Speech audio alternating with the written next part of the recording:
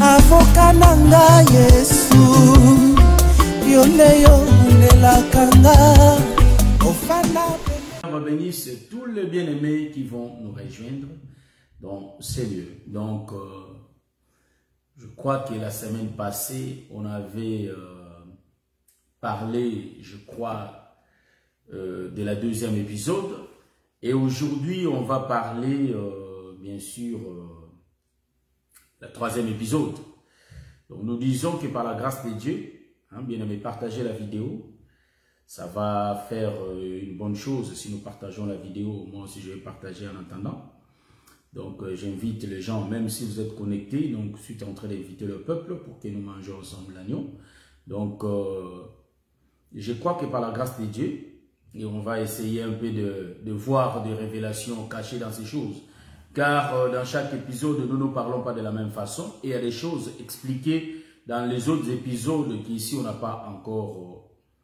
c'est-à-dire ici, dans la troisième partie, on aura expliqué aussi d'autres choses qu'on n'a pas expliquées dans la première et la deuxième partie. Donc là, nous commençons notre live. Je vous ai déjà salué, ma sœur Liliana Santos, ainsi que la sœur Esther Makizembenyo Talumba l'a déjà salué. Et je crois que j'ai aussi salué la sœur José Ilengo, ainsi que mes bien-aimés Jean-Didier Dinanda, Ghislain Binueta et tous les autres, les bien-aimés David Moniro, tous les autres qui vont être connectés. Et par la grâce de Dieu, je sais que vous êtes déjà salués. La salutation, c'est biblique. Bien-aimés, la salutation, c'est biblique. Et nous disons que nous allons manger l'agneau avant de commencer. Nous allons prier le Seigneur. Éternel, assiste-nous.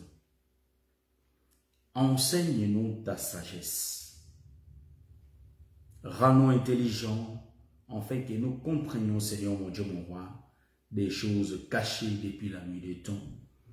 Tu savais que dans chaque tribu, ils avaient besoin de ton morceau. Voilà pourquoi tu coupas la femme en 12 morceaux, car tu savais que toutes les tribus en avaient besoin. Et nous disons que l'homme de Galilée, nous avons besoin de te manger afin que nous vivions. Car tu as dit dans les Écritures que celui qui ne mangera pas ton corps et ne boira pas ton sang n'aura pas la vie en lui-même. Et nous, nous voulons avoir la vie en nous-mêmes. Voilà pourquoi nous avons quitté nos maisons pour venir entrer là où l'agneau a été immolé, Dieu de toute gloire. L'agneau d'un an a été tué, éternel mon Dieu, mon roi, afin que nous nous entrons dans la maison et que nous mangeons, afin que nous échappions de la mort. Sois avec nous, assiste-nous, au nom de Jésus. On a ainsi prié. Amen. Oui, mes bien-aimés, nous allons commencer notre enseignement. Donc, la fois dernière, on avait parlé, je crois, on avait laissé beaucoup de portes ouvertes. Beaucoup de portes ouvertes, on avait laissé dans la deuxième épisode. Cette troisième épisode, je ne vais pas fermer toutes ces portes-là. Je les laisse ouvertes. Et je vais prendre une partie de la porte qu'on avait commencé. Et ça, je vais expliquer aujourd'hui. Parce que j'ai dit que je ne vais pas mettre longtemps, mais c'est que je suis en train de voir comme s'il y aura la quatrième partie. Vraiment, ne me condamnez pas, mais je vois la façon dont nous sommes en train de marcher. Il faut qu'on puisse expliquer, détailler un peu beaucoup de choses. Vous savez que la grâce qu'on a reçue de la part de l'Éternel, ça sert à détailler quelques écritures. Voilà pourquoi on ne peut pas passer comme ça. Donc, nous allons donner quelques détails. Voilà. Donc, nous sommes dans les livres, je crois bien, de 1 Roi chapitre 11, si je ne me trompe pas. Donc, notre écriture de base. 1 Roi chapitre 11, 30 à 33. Nous lisons au nom de Jésus.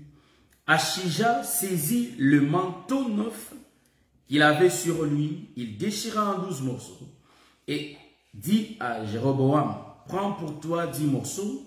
Car ainsi parle l'Éternel, les dieux d'Israël. Voici, je vais arracher les royaumes de la main de Salomon et je te donnerai 10 tribus. Mais il aura une tribu à cause de mon serviteur David et à cause de Jérusalem, la ville que j'ai choisie sur toutes les tribus. Et c'est là parce qu'ils m'ont abandonné. Donc, l'objectif, parce qu'ils m'ont abandonné et se sont prosternés devant Astarté, divinité des Sidoniens, devant Kemosh, dieu de Moab, et devant Milcom, dieu des fils d'Ammon, et parce qu'ils n'ont point marché dans mes voies pour faire ce qui est droit à mes yeux et pour observer mes lois et mes ordonnances, comme l'a fait David, père de Salomon. Amen. Donc, ça, c'était notre écriture de base. Rapidement, je prends encore une autre écriture. Nous sommes dans les livres de 1 Samuel, chapitre 24. Prenons rapidement l'écriture. 1 Samuel, chapitre 24, le verset 4 à 5, je crois. Nous lisons l'écriture. Il arriva des parcs, je crois, 1 Samuel, chapitre 24. Il arriva à des parcs de brebis qui étaient près du chemin, et là s'y trouvait une caverne où il entra pour se couvrir le puits. David et ses gens étaient au fond de la caverne. Les gens de David lui dirent, voici les jours où l'Éternel te dit, je livre ton ennemi entre ta main, traite-les bon, te semblera. David se leva et coupa doucement les pannes du manteau de Saül. Voilà, ça aussi, on va marcher dans ça pour essayer un peu d'expliquer des choses que nous allons vraiment comprendre ici. Donc, nous avons commencé cet enseignement. Je salue mon bien-aimé Blanchard, Quinta. On a commencé sur les déchirements. On a expliqué qu'Abraham était roi. Donc, si nous disons qu'Abraham était roi, véritablement cet homme était roi. Car de lui est sorti toutes choses. Voyez-vous? Donc, ici, on a vu beaucoup de choses. Donc, ceux qui veulent qu'on puisse récapituler un peu, n'ont qu'à aller voir, aller suivre la vidéo précédente. Donc, là, on a expliqué aussi des choses. Sauf que là-bas, on avait laissé en réalité plusieurs portes ouvertes. On aura le temps de commencer à le fermer au 4e, 5e épisode, je crois bien, par la grâce de Dieu. Donc ici, là, donc, nous allons vraiment essayer d'expliquer des choses. Vous savez que le manteau était entre les mains d'Achija. Oh, j'aime ça. Nous avons bien dit. Le manteau qui a été déchiré par les prophètes lui-même. Donc, le premier mouvement, j'avais dit ça dans la première épisode. Le premier mouvement, il y a les prophètes Achija qui déchirent les manteaux. Il propose, lui-même propose à Jéroboam 10 tribus. J'aime ça, frère. Il reste avec 2 tribus.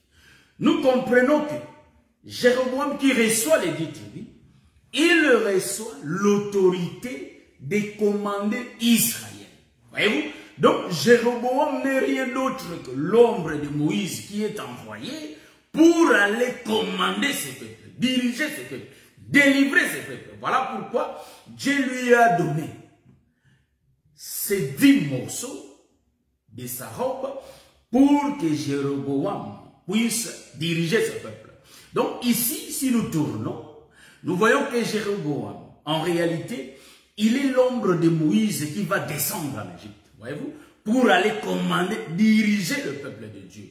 Je suis en train de saluer mon grand frère Oscar Koussolana, je salue mon bien-aimé José, c'est-à-dire Quinta Blanchard, ainsi que ma soeur José Ilengo, que le Seigneur vous bénisse. Voilà, nous continuons. Donc, ici, vous allez comprendre que le bien-aimé Antonio Kitoko, que le Seigneur vous bénisse. Donc, ici, vous allez comprendre que celui qui fait le mouvement de déchirer, c'était Achija, qui est l'ombre du Père lui-même. J'aime ça. Il déchira son manteau, mais en utilisant ses 2 bras. Donc, le 2 bras du prophète va déchirer le manteau, mais en 12 morceaux. Il donne au premier prophète 10 morceaux. Et il reste avec 2 morceaux. Donc, nous comprenons que les 2 morceaux-là, en réalité, existaient déjà avant même que cela soit séparé. Vous voyez ça? Car nous avons dit qu'Israël était un pays, un royaume, avant que cela se déchire. C'est au temps de Salomon que ce royaume, Dieu a décidé de les déchirer. Vous voyez? Donc ici, vous allez comprendre que cet homme d'Achija nous explique Dieu qui avait Israël entre ses mains. Donc, Israël entre ses mains, c'est le manteau d'Achija, qui est Israël. Mais Dieu décide de déchirer. Bon, vous savez que dans l'évangile, nous aimons des virgules. Et quand nous virgulons aussi, c'est pas mauvais, car nous donnons beaucoup des aspects de l'évangile. Je vais expliquer une chose. Vous savez que quand le prophète Judas avait déchiré cette femme en 12 morceaux, il avait distribué chaque morceau à une tribu d'Israël.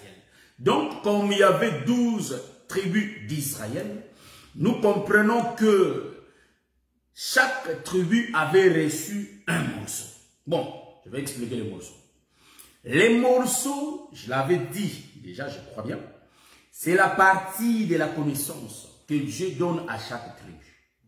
Voilà pourquoi nous ici, en Allemagne, nous sommes en train d'expliquer un morceau de la robe d'Achija. En d'autres termes, nous expliquons une partie de la révélation de Christ.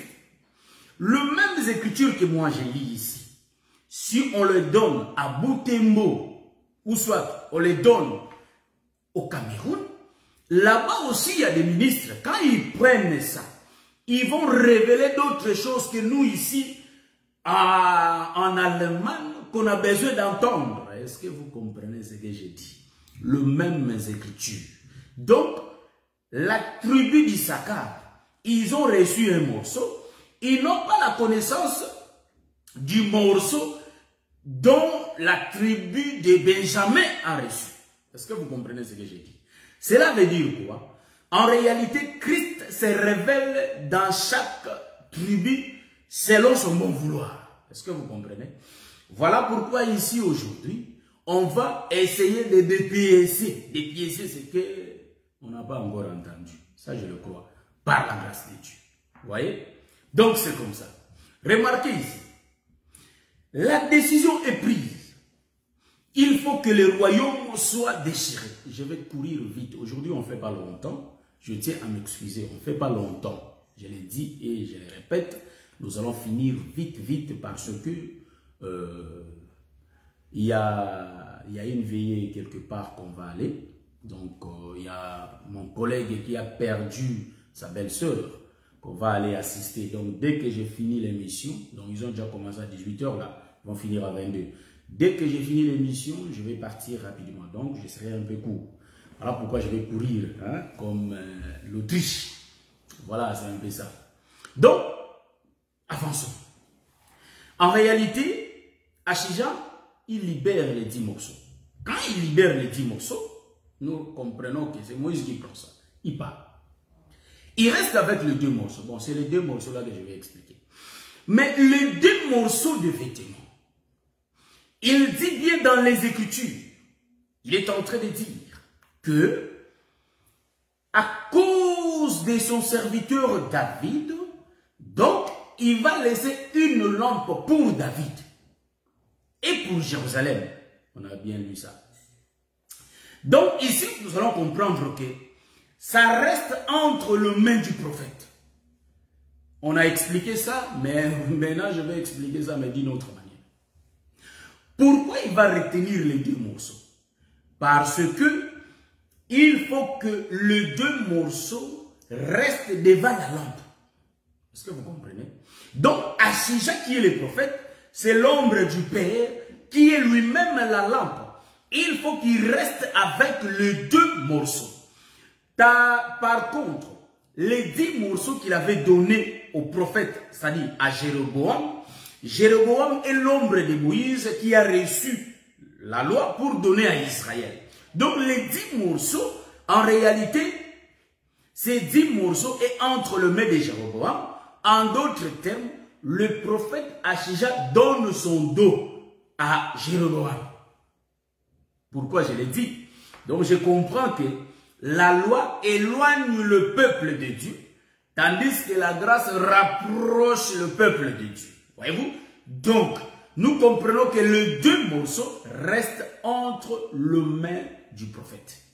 Le prophète étant l'ombre du Père, il est la lampe. Car Dieu, c'est une lampe. Est-ce que vous comprenez ce que je dis?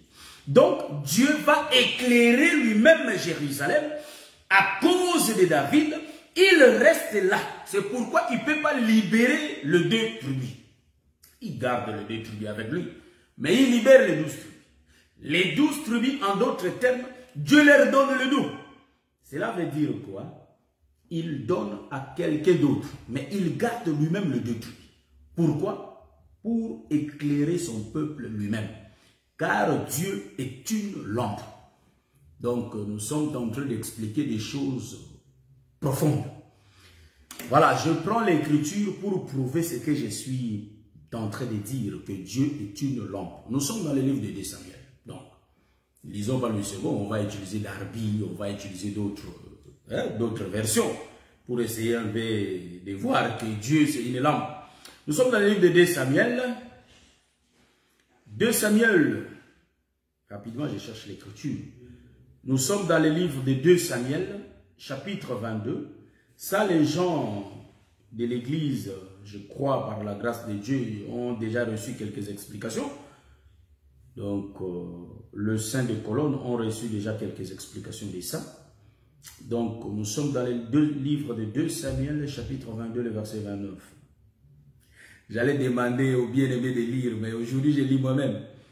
2 Samuel 22, 29. Oui, tu es... Ah bon, ça c'est second, hein? Je vais changer la version. Donc, supportez-moi, je change la version. Je change la version. Donc, je prends une autre version. 2 Samuel 22, 29. Voilà. Vraiment, vous allez m'excuser là.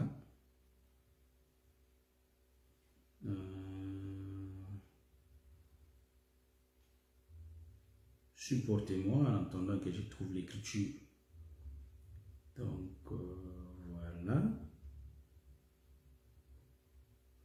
Comme je n'ai pas l'internet, ça me complique un peu. Voilà, je lis la version d'Arby. Nous lisons au nom de Jésus. Tu es même ma lampe. Ça, c'est David qui s'exprime à livre de 2 Samuel. Voilà. Il dit, car toi, Éternel, tu es ma lampe. Et l'Éternel fait resplendir mes ténèbres. Voyez-vous? Car toi, Éternel, tu es ma lampe. Et l'Éternel fait resplendir mes ténèbres. Donc ici, c'est David qui est en train de parler. David atteste ici que l'Éternel, en réalité, c'est sa lampe. Je salue la présence de mes bien-aimés, le ministre de l'Éternel, le docteur Adélard Ndaye, ainsi que l'apôtre Franck Omambi. Donc, que le Seigneur vous bénisse. Donc, ici, nous sommes en train d'expliquer que l'Éternel, c'est la lampe. Je salue la présence de notre frère, fils d'Aaron, que le Seigneur vous bénisse. Donc, l'Éternel est en train d'expliquer ici, et pardon David, il dit que c'est l'Éternel qui est sa lampe. Voilà pourquoi j'ai bien dit que l'Éternel ne pouvait pas relâcher les 2 tribus. Donc, Achija, il est l'ombre du Père lui-même qui garde le 10 tribus. Il ne peut pas le donner entre les mains de quelqu'un d'autre. Il garde ça lui-même. J'ai bien dit qu'aujourd'hui, nous allons marcher aux côtés de ces 2 tribus. Vous voyez? Il garde ça lui-même.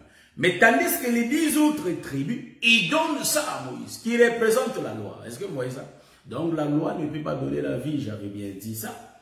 Donc c'est Moïse qui reçoit la loi. En d'autres termes, quand Moïse faisait la lecture, donc il y avait un voile qui tombait dans leurs yeux. En d'autres termes, Dieu leur privait de sa présence. Nous comprenons que Dieu garde les 2 tribus parce que lui-même étant la lampe, il va éclairer toutes les ténèbres de ces tribus-là. Vous voyez ça? Maintenant, dans les Écritures, vous allez comprendre que quelles sont les deux tribus que l'Éternel avait gardées entre ses mains. Parce que Achija ici, je suis dans les airs. Hein. Achija, il est l'ombre du Père lui-même. Il garde les deux morceaux. Donc les deux morceaux de son manteau, c'est lui-même qui les garde. En d'autres termes, il est le Père qui garde les deux tribus, qui contrôle. Pourquoi? À cause de David, son serviteur, et à cause de Jérusalem qu'il avait choisi. Et maintenant, mes bien-aimés, vous allez comprendre que les deux tribus, c'est le 4e fils de Jacob et le 12e fils de Jacob. Est-ce que vous voyez ça? Donc, il garde Judas et il garde Benjamin. Donc, il garde les deux tribus. J'explique ça, on finit, on va se voir la semaine prochaine. Vous voyez? Ici, c'est vraiment la profondeur. Voilà pourquoi nous disons que nous sommes en train de révéler, de présenter Christ dans les détails. Est-ce que vous voyez? C'est ça l'œuvre du ministère, c'est présenter Christ dans les détails. Vous voyez?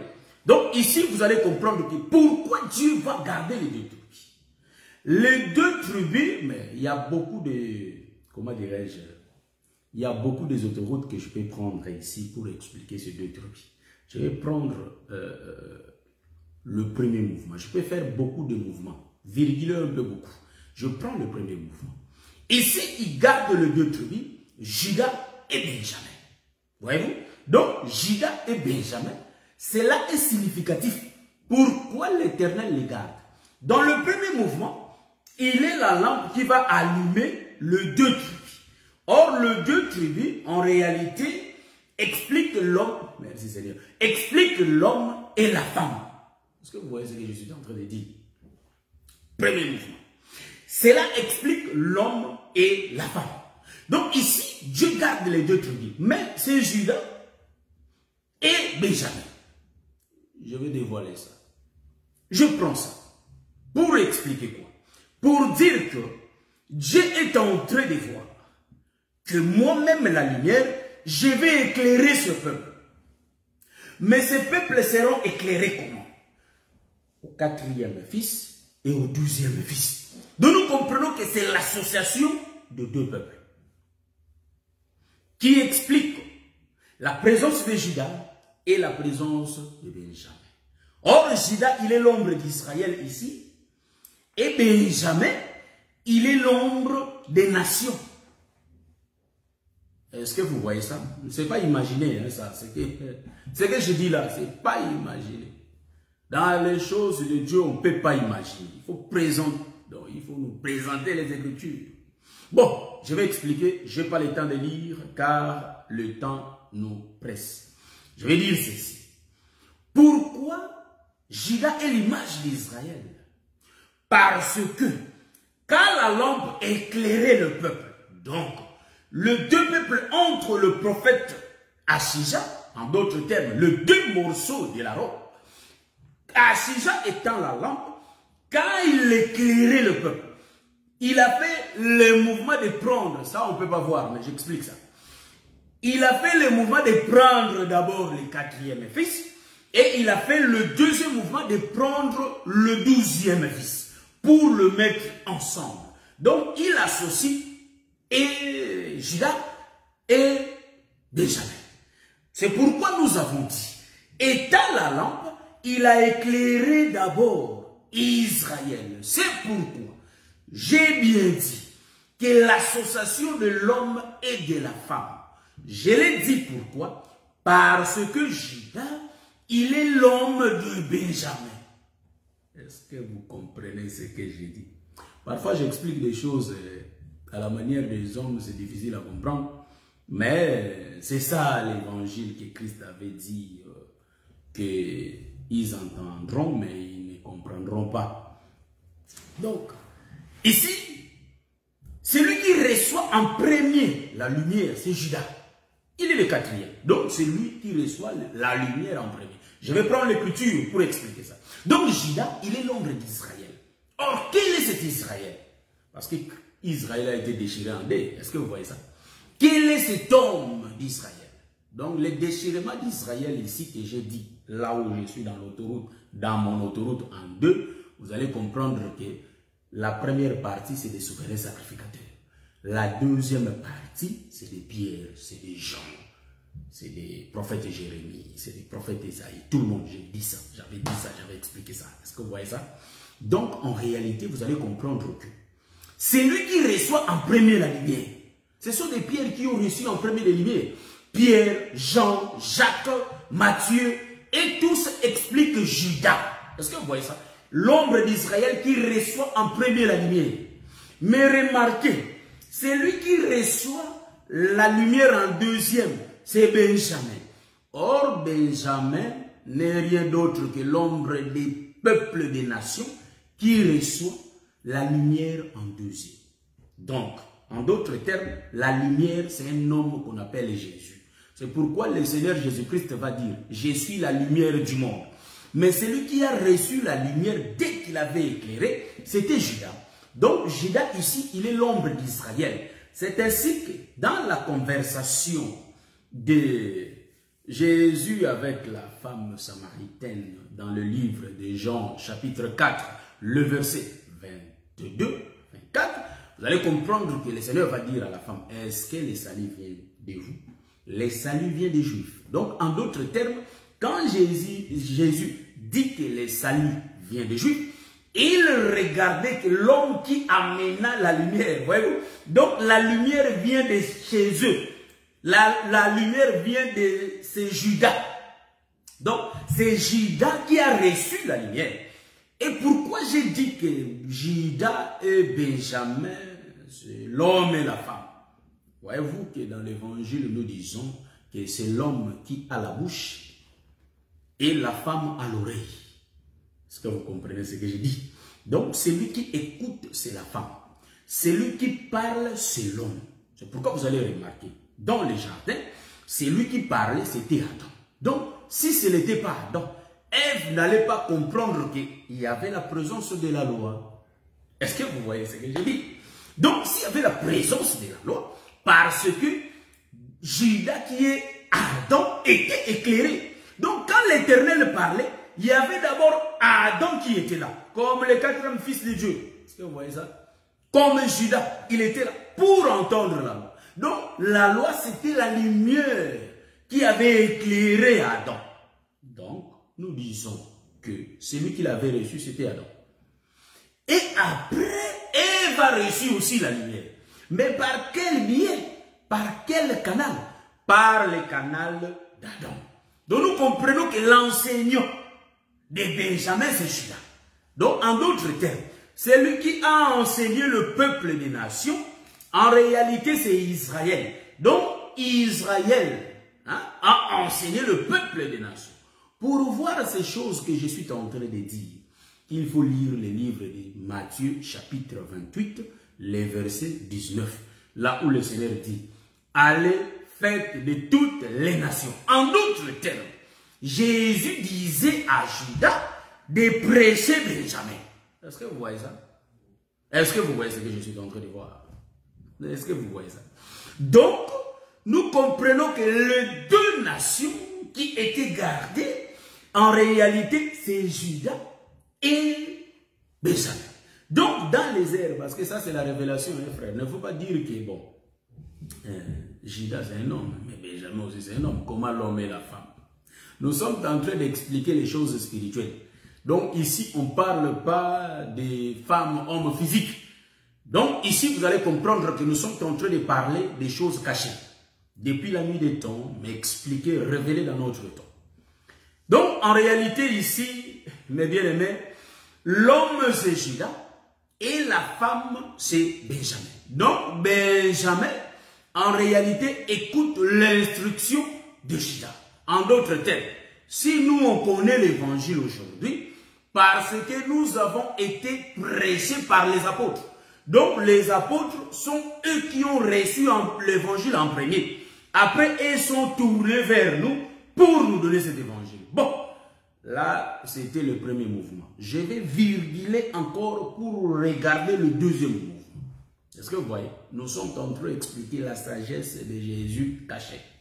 Donc, en réalité, nous allons prendre le deuxième mouvement. Pourquoi Dieu a-t-il gardé ces deux morceaux? Nous avons dit que les deux morceaux expliquent les royaumes de Jéroboam. Les royaumes de Jéroboam, dont lui, Jéroboam, Dieu, ou soit roi, mais il a le deux peuples. Est-ce que vous voyez ça? Il a le deux peuples. Donc, voilà, que les Seigneur bénisse son saint serviteur Adela Ndaye. Donc, nous sommes en train d'expliquer ces choses. Voilà. Donc, en réalité, Jéroboam, ici, c'est lui le roi. C'est lui qui conduit ces deux tribus. Jéroboam qui conduit ces deux tribus, il est l'ombre du Père. Donc, c'est le Père qui conduit deux peuples. Quels sont ce peuple? En réalité, c'est Juda et c'est Benjamin. Hein? Prenons ça d'abord comme ça. Après, nous allons virguler encore. Vous voyez? Donc, ici, Dieu est en train de conduire et Israël et le peuple des nations, mais il le met ensemble. C'est pourquoi l'Écriture dit, de deux, il en a fait un. Donc, en réalité, c'est le seul peuple qui reste devant Dieu. Bon, ça, on a donné notre aspect. Est-ce que vous avez vu ça, l'aspect qu'on a donné? Donc, c'est Dieu qui conduit les deux peuples. C'est que le bien-aimé Paul voyait toutes ces choses. Il disait que de deux, il en avait fait un. Donc, c'était difficile, hors de Jéroboam, de mettre les deux peuples ensemble. Les véritables Jéroboam, c'est le Seigneur Jésus-Christ, capable de réunir ensemble et le frère Paul, le frère Pierre, Jacques et nous les nations, de prier ensemble.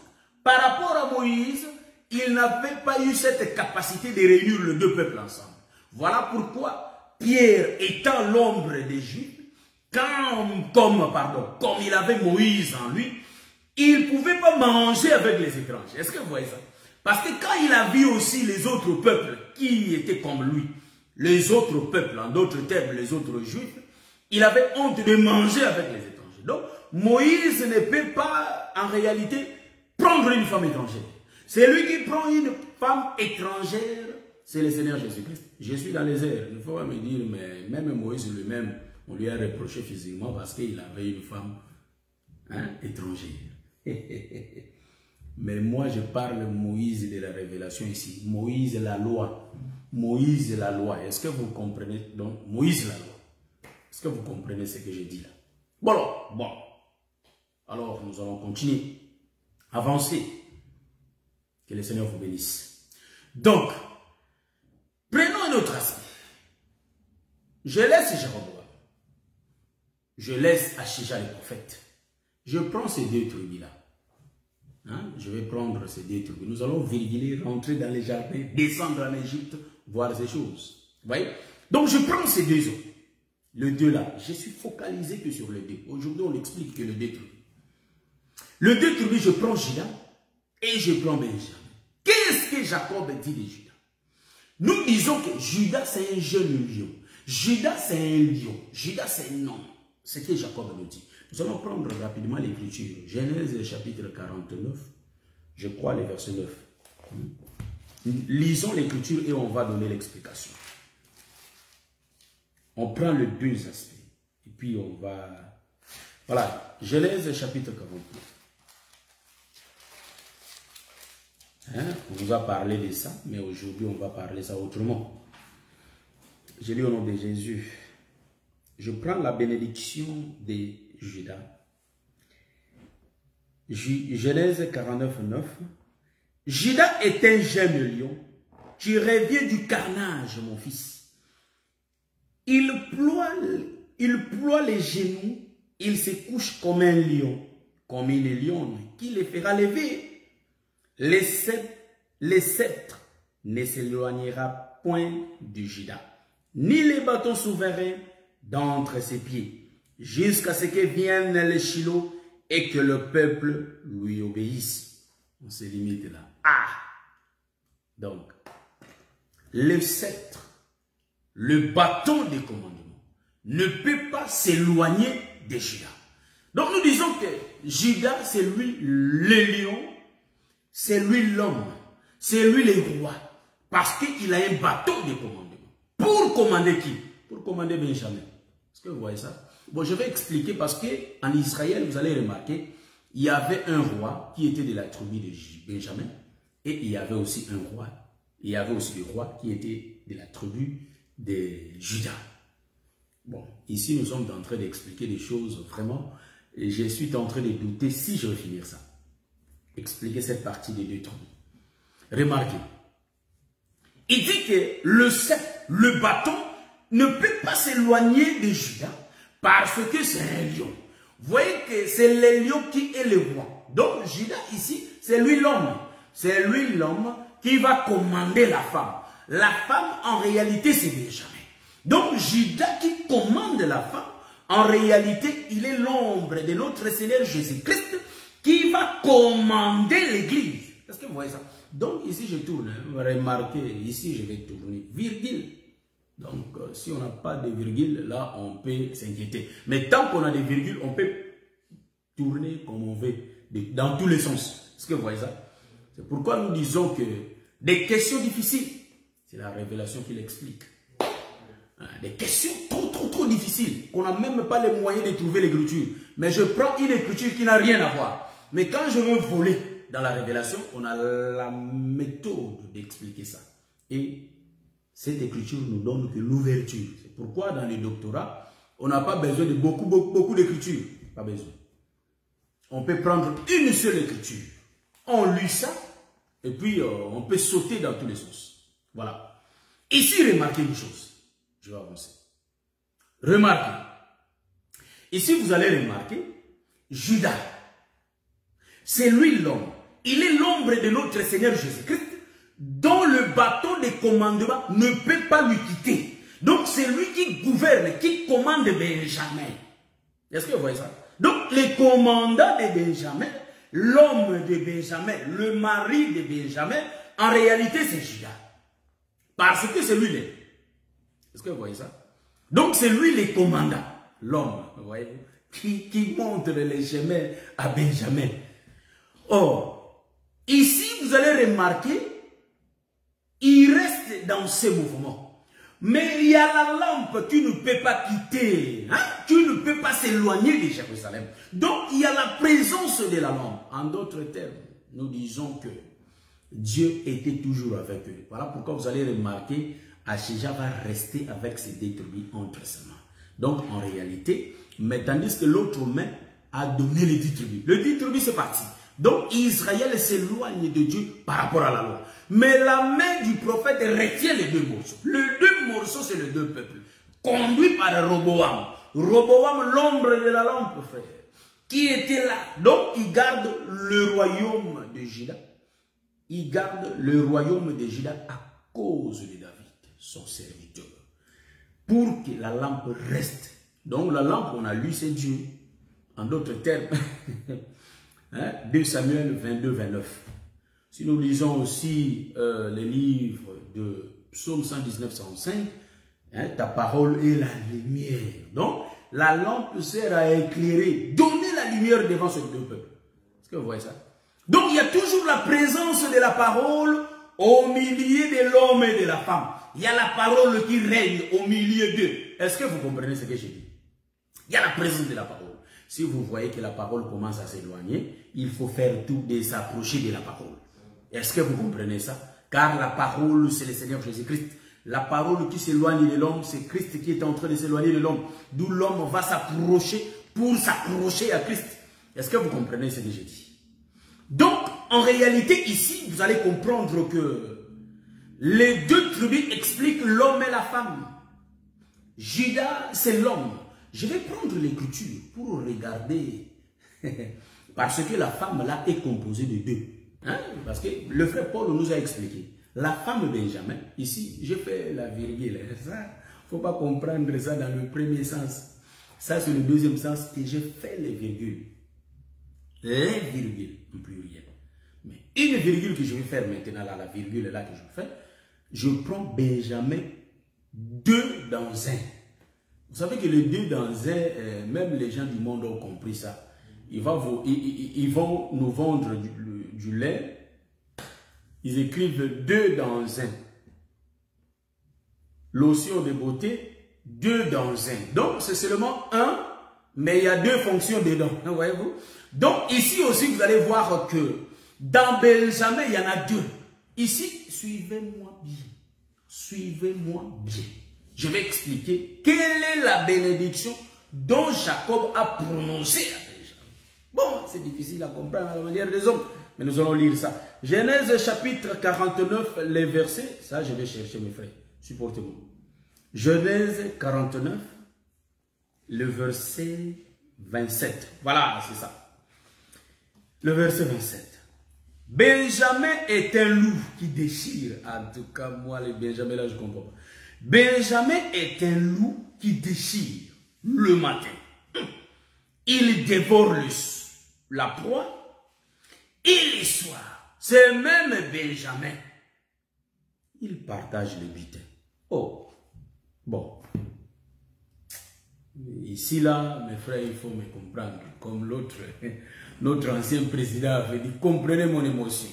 Je ne comprends pas. Le prophète, quand il parle, il faut faire très attention. Parce que Jacob qui parle ici, c'est un prophète. On nous a enseigné sur la bénédiction, la bénédiction. Beaucoup de ministres ont parlé sur ça. Mais nous, aujourd'hui, prenons ça dans l'autre sens. Cela veut dire que le bien-aimé Daniel, le prophète Daniel avait bien dit. Au fur et à mesure que nous avançons, la connaissance augmente. Nous ne disons pas que la connaissance était en bas pour ceux qui nous ont appris cela. Parce que c'est grâce à ces enseignements que nous sommes aujourd'hui ce que nous sommes. Donc, voilà pourquoi nous sommes en train de comment dirais-je, on a lu Genèse, on a besoin de l'Exode, on a besoin, vous voyez, ça monte, ça monte, ça monte. Est-ce que Matthieu va dire que moi j'ai bien écrit par rapport à Moïse? Non! Cela veut dire que ce qu'ils nous ont appris, c'est ça la base de la chose. Vous voyez? Donc nous là, nous sommes en train de voler. Dieu est en train de compléter cela. Donc, ce que nous connaissons par la bénédiction des 12 fils de Jacob, c'est ça la base. Donc, par la grâce de Dieu, comme Dieu n'est allé jamais, il est en train de révéler aussi, donner d'autres détails qu'on n'a pas dit. Voilà, c'est ça. Donc, ici, nous allons comprendre que Benjamin comme un loup. Vous voyez, un loup, donc un loup qui déchire. Bon, il va déchirer quoi? Un loup qui déchire le matin. Le soir, il partage. Bon, nous allons vérifier, nous aimons Dieu. Les loups là, il fait les mouvements le matin et il va faire aussi le mouvement le soir. Bon, le matin, on parle que ces loups déchirent. Mais quand on va arriver le soir, il commence à partager le butin. Voyez-vous? Tout ça, c'est des gens. Remarquez une chose. Je vais ici aussi, je risque de tourner, bon, je vais voir. Bon, ici Benjamin. Quand on parle du matin, on voit Israël dans Benjamin. Et quand on parle du soir, on voit l'église dans Benjamin. Donc nous comprenons que Benjamin, dans la prophétie de Jacob, il est en train d'expliquer deux peuples à la fois. Donc deux dans un. Donc, Benjamin dans un. C'est lui qui fait les mouvements de déchirer. Déchirer, c'est quelqu'un qui est en train de détruire quelque chose. Est-ce que vous comprenez? Il est en train de déchirer, mais le soir, il partage le butin. C'est le même Benjamin. Il fait les mouvements le matin et le soir. Bon, je vois par la grâce de Dieu 3 mouvements que je peux faire ici. Je peux laisser tout faire sortir Benjamin comme un homme aussi, qui déchire le matin dans la loi, mais qui va partager le soir étant la grâce, comme Christ. Est-ce que vous voyez ça? Donc Benjamin étant le prophète du matin, il vient le matin, il déchire. Est-ce que vous comprenez? Il déchire, il déchire, il déchire. Parce que, pourquoi déchirer? Il est en train de déchirer l'agneau. Est-ce que vous voyez ça? Il déchire le but. Il déchire l'agneau, pardon. Il déchire l'agneau le matin. Donc c'est la loi qui est venue pour tuer l'agneau. Mais en réalité, la nourriture tuée le matin, tous les temps, on coupait, on préparait et le soir, les gens vont manger. Vous comprenez? Donc en réalité, voilà pourquoi vous allez remarquer, la manne va d'abord tomber, les prophètes donnent l'ordre, c'est celui qui va déchirer. On va prendre la manne, on commence à piler la manne, on pile la manne. Donc on détruit, on déchire la manne. Et quand on va finir de déchirer la manne, il faut manger. Donc, quand on fait le mouvement de piler la manne, donc ça, c'est le déchirement. On est en train de déchirer la manne. Est-ce que vous voyez ça? Donc, c'est le prophète qui tue. C'est la loi qui tue la manne. La manne, c'est l'ombre de Christ qui est tué le matin.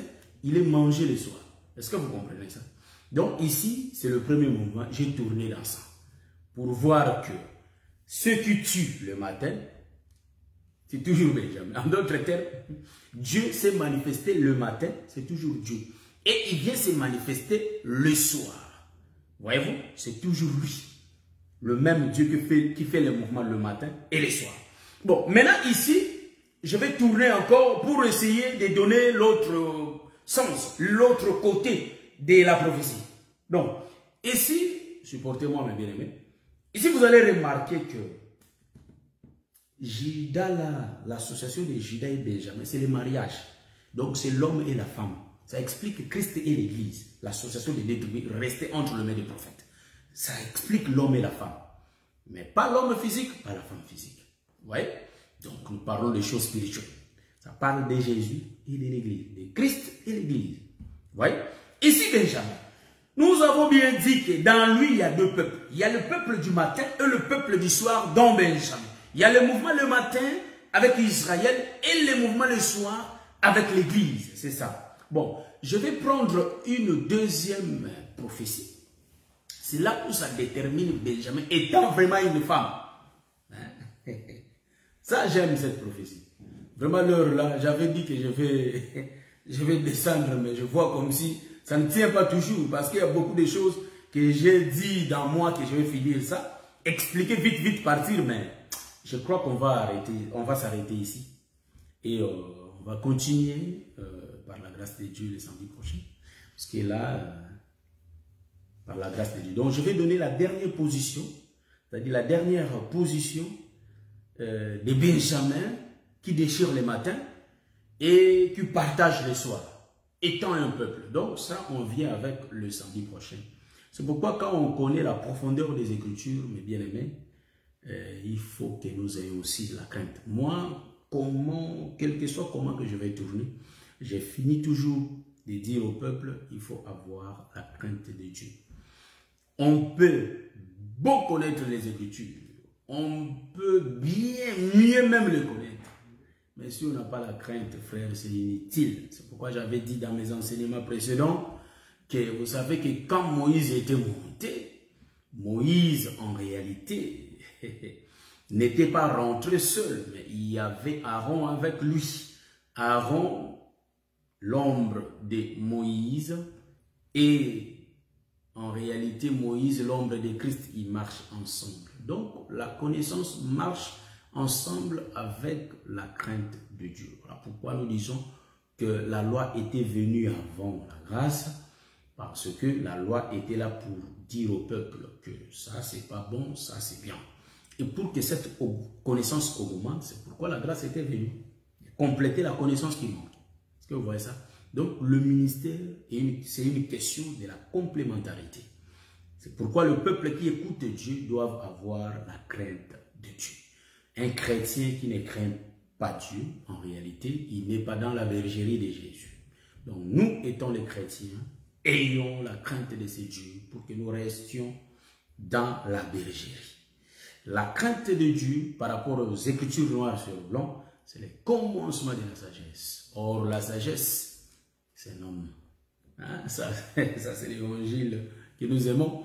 La sagesse, c'est lui-même le Seigneur Jésus-Christ. Donc, que le Seigneur vous bénisse. Je crois que nous allons revenir le samedi prochain pour expliquer. Donc, moi-même, je vais suivre la vidéo. Je vais regarder, je vais voir là où je me suis arrêté et on va voler à partir de là pour commencer, pour continuer la quatrième partie.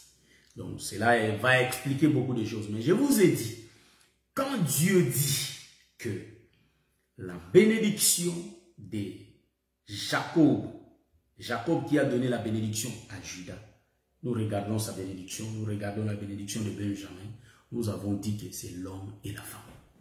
Donc dans la Bible, il est question de l'homme Jésus et la femme l'Église. L'Église, c'est deux dans un. Donc le premier peuple et le deuxième peuple. Que le Seigneur vous bénisse. Je crois bien, mon bien-aimé Pai Serge Viocolo est là. Je bénis le Seigneur. Donc, messieurs Zélotes, je vous prie de publier la vidéo sur YouTube. On a fini, on va se voir. Parce que si on continue, tellement c'est succulent, si on continue, et donc en réalité, on va déborder, beaucoup déborder. Et là, il ferme à 22, donc je suis déjà en retard là. Que le Seigneur vous bénisse. Je vais mettre la musique pour finir. Et on va se voir, je crois, par la grâce de Dieu, les samedis prochains. Donc, je cherche. Merci Jésus, merci Jésus, merci Jésus.